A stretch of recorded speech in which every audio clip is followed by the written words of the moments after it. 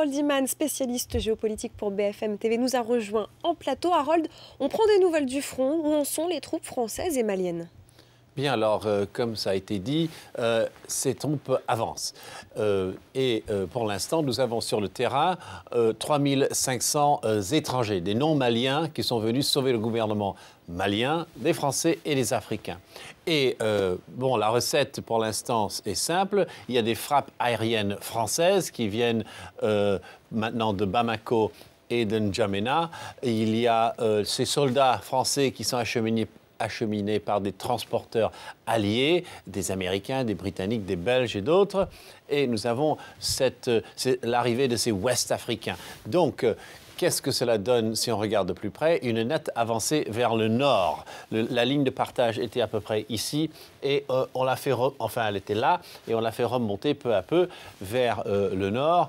On a repris Mopti, on a repris Douentza, c'est ce tronçon-là qui a été assez bien repris. Bon, il va falloir se battre ensuite sur celui-là.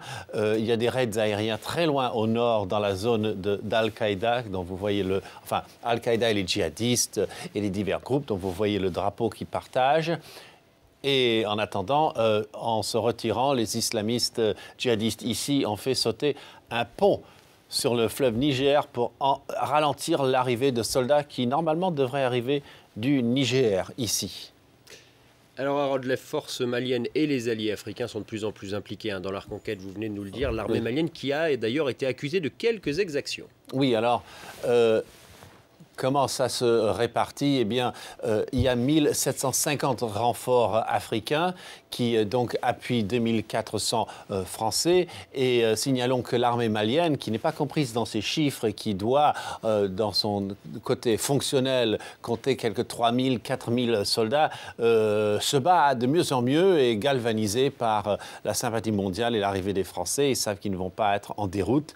Et bien sûr, ce qui est malheureusement constaté par des ONG sur place, c'est qu'il y a eu derrière le front des exactions sur essentiellement des Touaregs et des Arabes, parce que de mèches avec, enfin c'est la supposition, c'est l'hypothèse, avec les gens du Nord et ont été juste passés par les armes de manière sommaire. Donc ça va faire l'objet d'enquêtes et c'est quelque chose que personne ne souhaite voir se répéter. Merci.